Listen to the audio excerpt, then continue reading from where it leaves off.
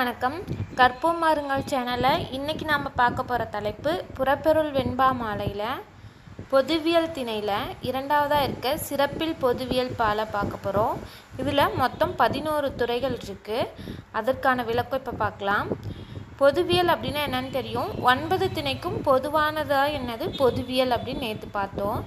அதே மாதிரி எல்லாத்துக்குமே பொதுவாகாமல் ஒரு சில இடத்துல மட்டும் பொதுவாக இருக்கிறது தான் சிறப்பில் பொதுவியல் அப்படின்னு சொல்லியிருக்காங்க.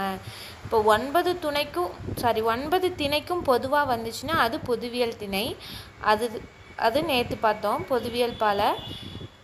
இன்றைக்கி பார்க்குற சிறப்பில் பொதுவியல் பாலை அப்படின்னா 9 திணைக்கும் எல்லாத்துக்குமே பொதுவாகாமல் ஒரு சில இதுக்கு மட்டும் பொதுவாக வர்றது, ஒரு சில துறைகள் மட்டும் பொதுவாக வர்றது தான் சிறப்பில் பொதுவியல் பாலை. இது மொத்தம் 11 துறைகளை உடையது. அதோட துறை பார்த்தோன்னா முதுபாலையே, சுரநடை, ஏனை, தபுதார நிலையே, தாபத நிலையே, தலைப்பெயல் நிலையே, பூசல் மயக்கே, மாலை நிலையே, மூதானந்தம், ஆனந்தமே, ஆனந்த பையுள், கையறு நிலை, உளப்பட 11ம், மையறு சிறப்பிற் பொதுவியற் பால. என்னென்னு பார்த்தோம். முதுபாலை, சுரநடை, தபுதார நிலை, தாபத நிலை, தலைப்பெயல் நிலை, பூசல் மயக்கு, மாலை நிலை, மூதானந்தம், ஆனந்தம், ஆனந்த பையுள், கையறு நிலை, உளப்பட 11ம், மையறு சிறப்பிற் பொதுவியற் பால. இது 11ம் சிறப்பிற் பொதுவியற் பால துறைகள். ஃபஸ்ட்டு ஒன் பார்த்தோன்னா முதுபாலை. முதல் துறை முதுபாலை. பாலை நிலத்தில் தன்னுடன் வந்த தலைவன் இறந்ததால் தலைவி வருந்துவது முதுபாலை என்னும் துறையாகும். தலைவனும் தலைவியும் பாலை நிலத்தில் போயிட்டுருக்காங்க. தலைவன் இறந்துட்டாங்க அப்படிங்கிறப்ப தலைவி வருந்துறாங்க இல்லையா, அதுதான் முதுபாலை என்னும் துறை. முதுபாலையை எப்படி பிரிக்கலாம் அப்படின்னா முதுமை கூட்டல் பாலை முதுபாலை. இதற்கான குழு காம்பு உயர் கடத்து இடை கணவனை இழந்த பூங்கொடி மடந்தை புலம்பு உரைத்தன்று. முதுபாலைக்கான குழு காம்பு உயர் கடத்து இடை கணவனை இழந்த பூங்கொடி மடந்தை புலம்பு உரைத்தன்று.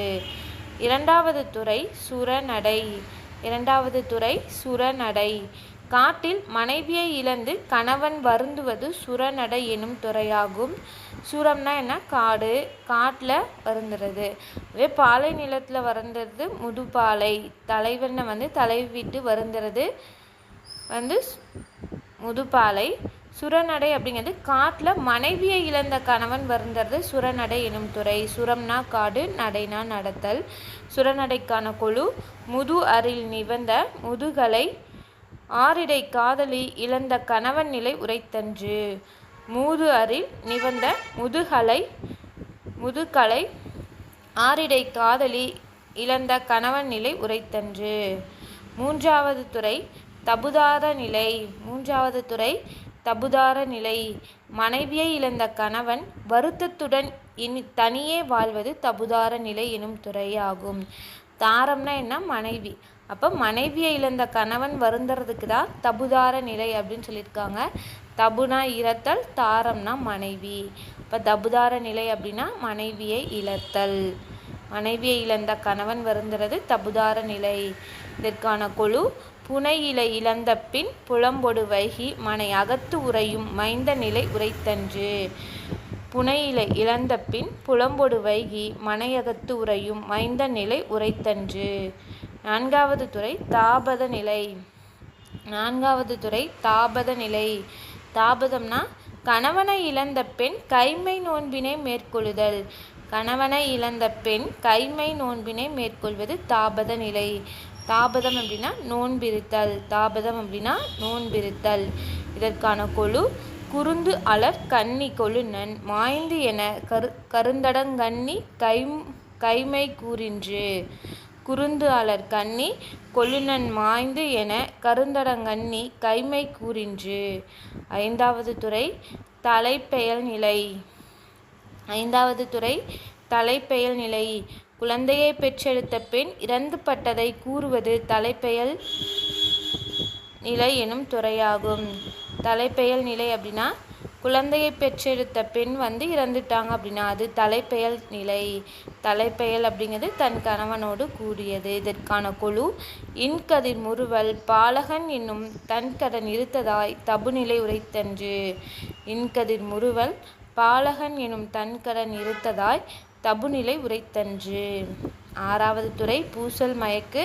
பூசல் மயக்கில் 2 கொழு இருக்குது. அதில் முதல் கொழுக்கான விளக்கம்: போரில் இறந்த இளைஞனின் சுற்றத்தார் அழுது ஆரவாரம் செய்வது பூசல் மயக்கு எனும் துறை.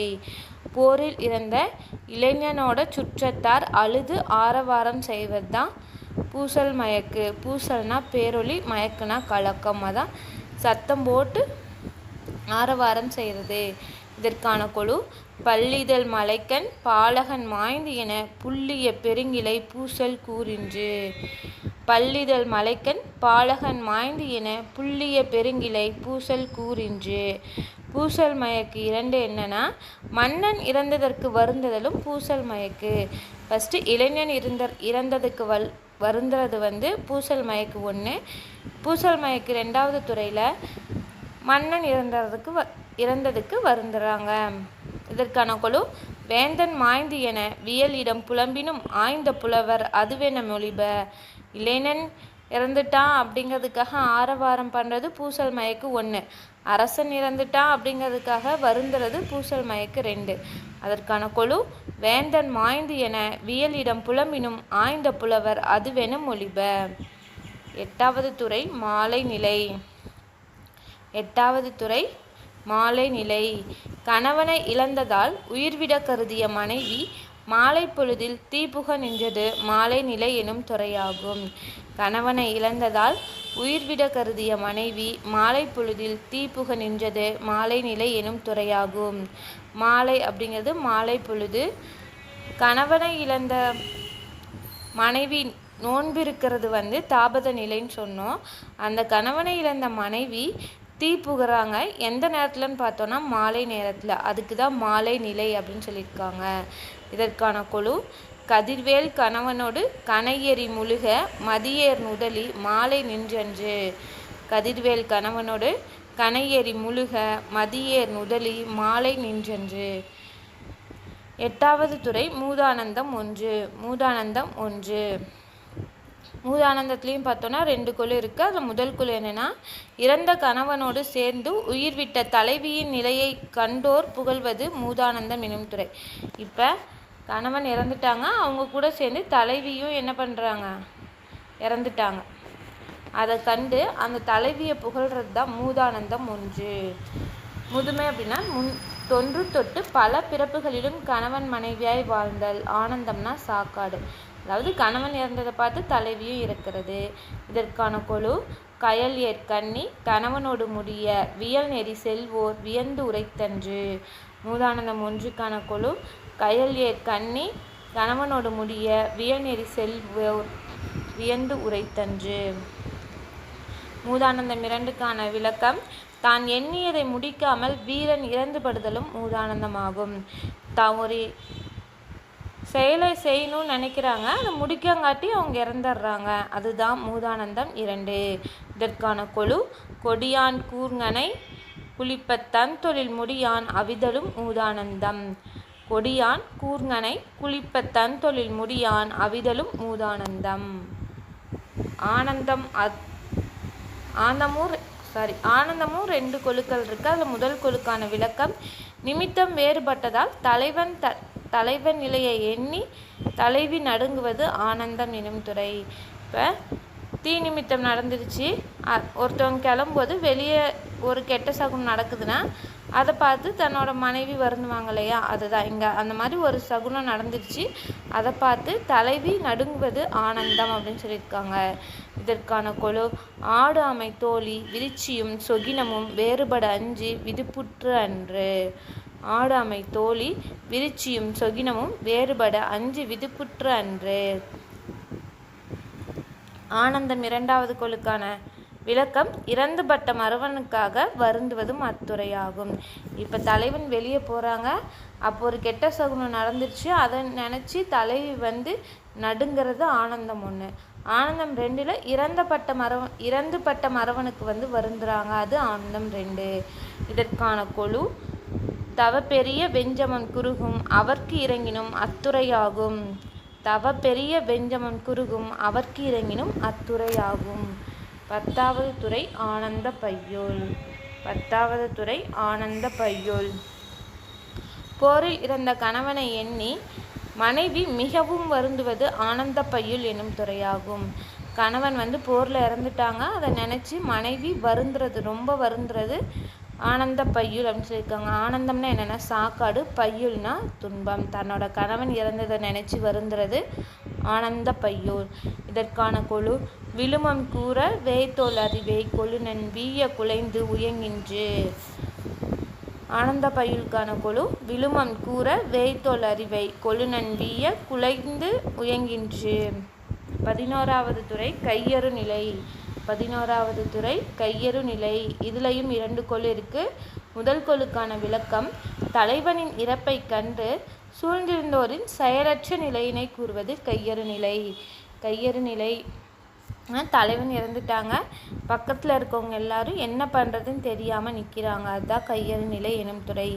இதற்கு கொழு செய்கழல் மன்னன் மாய்ந்தென சேர்ந்தோர் கையற உரைத்து கைசோர் நன்று. செய்கழல் மன்னன் மாய்ந்தென சேர்ந்தோர் கையற உரைத்து கைசோர் நன்று. கையறு நிலை 2வது கொழுக்கான விளக்கம் இறந்தோனுடைய புகழை எடுத்து கூறி வருந்துவதும் முற்கூறப்பட்ட அத்துறையாகும். இப்போ இறந்தானே என்ன பண்ணுறதுன்னு தெரியாமல் நிற்கிறது கையறு நிலை 1, அவங்களுக்காக வருந்துறது கையறு நிலை 2. அதுவே கரந்தை திணையில் ஒரு கையறு நிலை வரும், அது பார்த்தோன்னா மறவன் இறந்ததை கண்டு பாணன் வருந்துறது தான் வந்து கரந்தை திணையில் 9வது துறையாக இருக்க கையறு நிலையோட விளக்கம். ஆனால் இங்கே மன்னன் இறந்துடுறாங்க, அதுக்கு சுற்றி இருக்கவங்க எல்லாரும் என்ன பண்ணுறதுன்னு தெரியாமல் செயலற்று நிற்கிறது ஒரு கையறு நிலை. அவங்களோட புகழை சொல்லி வருந்துறது கையறு நிலை 2. இதற்கான கொழு கலிந்தோன் தன்புகழ் காதலித்து உரைப்பினும் மொழிந்தனர் புலவர் அத்துறை என்ன. கலிந்தோன் தன்புகழ் காதலித்து உரைப்பினும் மொழிந்தனர் புலவர் அத்துறை என்ன. இதோட சிறப்பில் பொதுவியல் பாலையோட 11 துறைகள் நம்ம பார்த்துருக்கோம். அடுத்த வீடியோவில் காஞ்சி பொதுவியல் பாலை 6 துறைகளும் முல்லை பொதுவியல் பாலை 8 துறைகளும் நாளைக்கு வீடியோவில் பார்க்கலாம். நன்றி, வணக்கம்.